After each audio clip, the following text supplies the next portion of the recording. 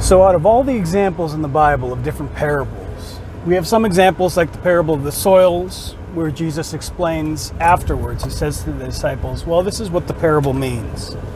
So out of all of those examples of different parables, parable of lost sheep, parable of the coins, why is it that the parable of the unrighteous steward is so confusing?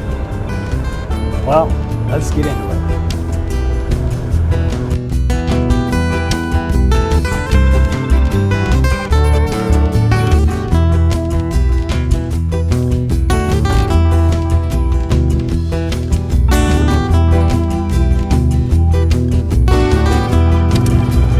The parable of the unrighteous steward. That's the title that we have for this parable in the text. And one of the difficulties with parables is that they are intentionally non-specific sometimes. Intentionally, what God does with some parables is he hides some things, he hides some truths, and reveals some truths specifically to Christians. So if you were to take a parable and you were to take it completely out of context, you might be able to glean some sort of moralistic lesson from it. Parable of the Good Samaritan, you should be nice to people, something like that. But really, parables are designed to have sort of weird elements that don't fit. For example, a shepherd leaving 99 sheep to find one sheep. That doesn't make sense. I mean, we're conditioned to kind of think it does make sense, and in the Christian worldview, it does make sense. But in the sense of, this is the guy's livelihood, this is how he makes his money, he's going to forsake 99% of his business in order to chase after 1% of his business. And that 1% of the business wandered away on its own accord, by the way.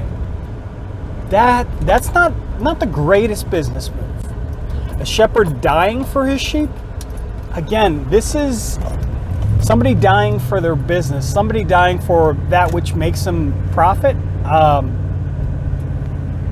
Doesn't really make a whole lot of sense.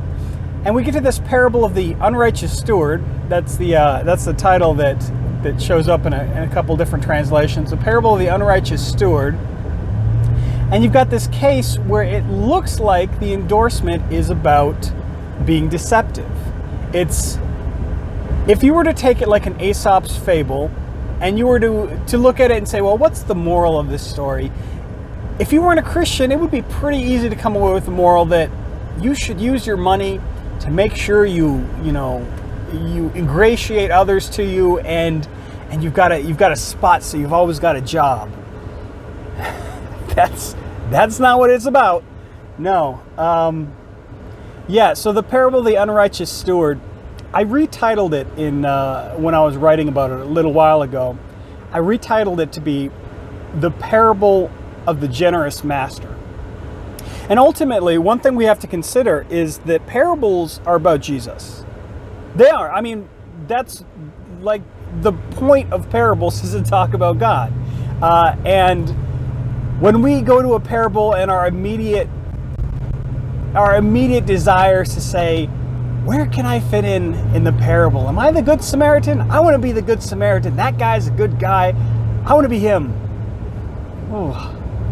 Boy, that parable is not about you being the Good Samaritan. You're the dead guy. You're the dead guy at best. At worst, you're the guys who are ignoring this guy who's basically dead. In the parable of the unrighteous steward, again, don't look at where you stick yourself into the parable. Oh, I want to be that, that shifty, clever steward. No. What is it saying about God?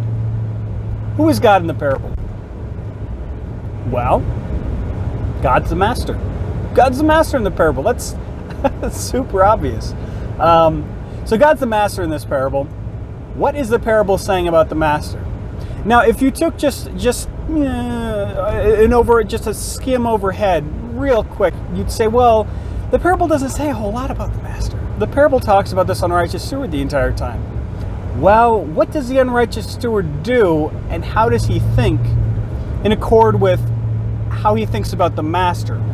What are the characteristics of the master that are a little bit absurd, a little bit weird?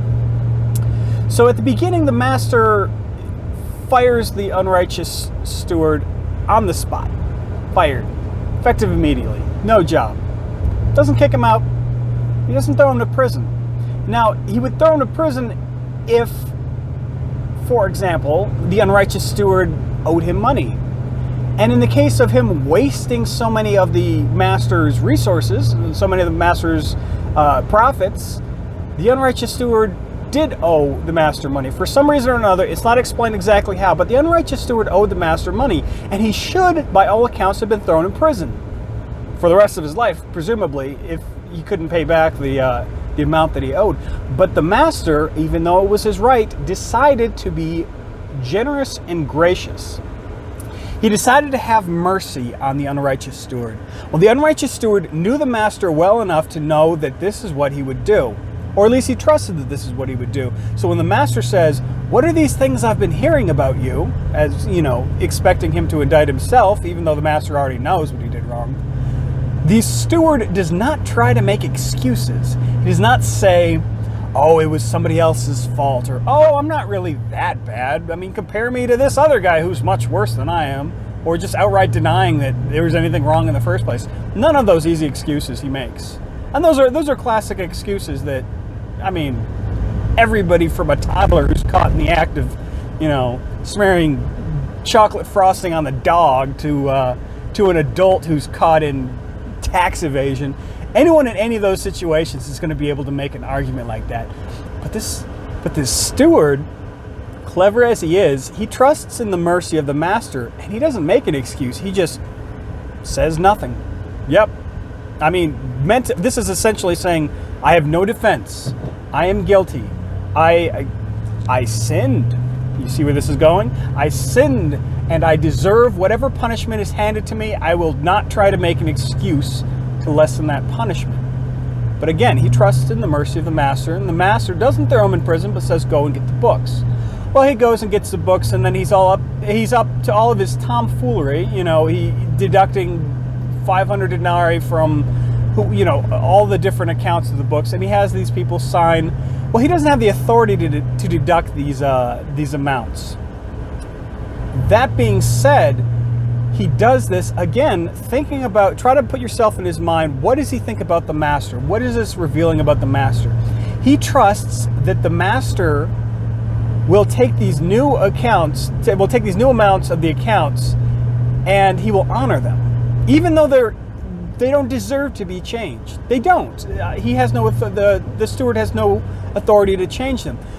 But he trusts that the master will be merciful and generous. That the master will say, "Okay, this is true. They don't deserve to have this amount deducted from them, but I love the people, and I'm going to allow them to have that break."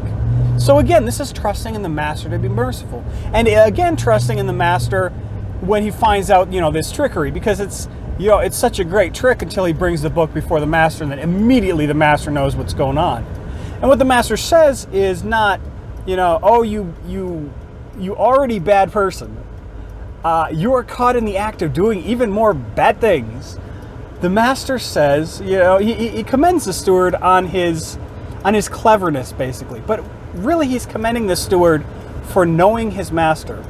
The steward knows that his master is generous, gracious, and merciful, and he knows that even though he doesn't deserve anything but to be thrown in prison for the rest of his life, that even with this trickery at the end, that his master will remain generous, merciful, and gracious. And that's what happens. And ultimately, that's the point of the parable. Who is the master? The master is God. What are the characteristics of the master? The master is generous. The master is merciful. The master is gracious. Can the master be trusted for these things?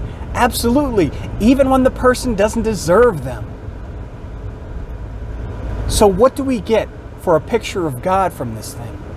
We get that even we as sinners, caught in the act, or we've already sinned, we've already screwed up, we already deserve to be thrown in prison for the rest of our lives for our sins.